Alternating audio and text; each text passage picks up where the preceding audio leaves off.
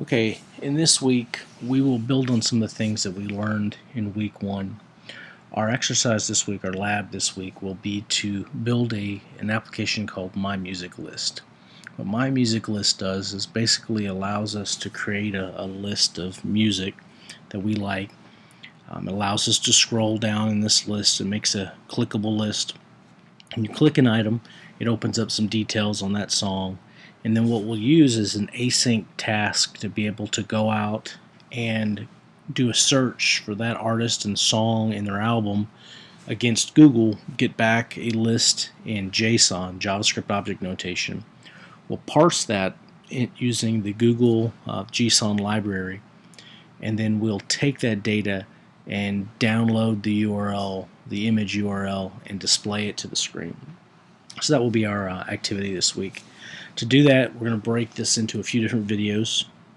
The first video is this introduction that I'm doing now, where I tell you about the project, the steps we're going to do, and then I'm going to show you the way the actual lab works.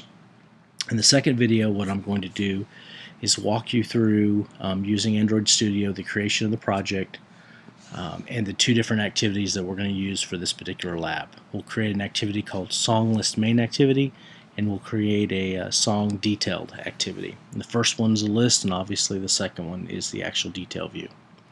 Following that one, we'll have a video on creating a song service class.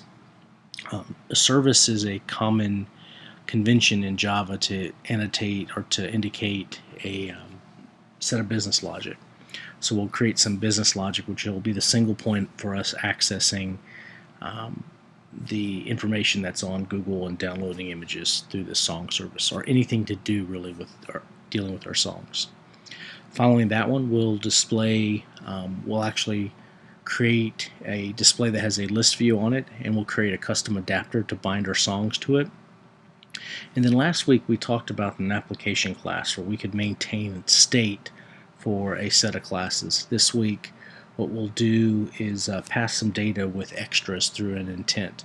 So I'll show you how to pass data from one activity to another using the extra, and then from that we will display the additional details for the detail view of our second activity. Then finally what we'll do is we'll create an async task. This one's got a lot to it. What it basically will do is take some processing off of the main thread so we don't block the user's interaction while we're downloading images. And what we'll do in the async task is we will take the data that we captured about song, album, and artist name, and we'll pass that over to the Google search engine and return back a list of search results. And then we'll randomly pick one of the objects that get returned, and we'll attempt to download an image. We'll do that into some loops to see that if one fails, we'll try to do it again. We'll do that 3 times, and we'll let return back to the user. So basically, we'll try 3 times to put an image on the screen. Otherwise, we won't display anything.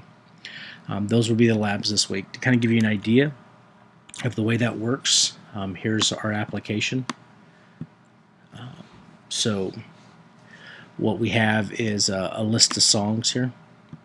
So these list of songs, when you click one, it will go out and do a search on Google looking for artist, album, and return back a set of images that match those sets. Then we randomly pick one and display it to the screen using an async task. If we go back over and over again, you'll see that it randomly pulls different images based on the set that's there. So that's pretty much the way it's going to work. So we will now move on to the next portion of the lab.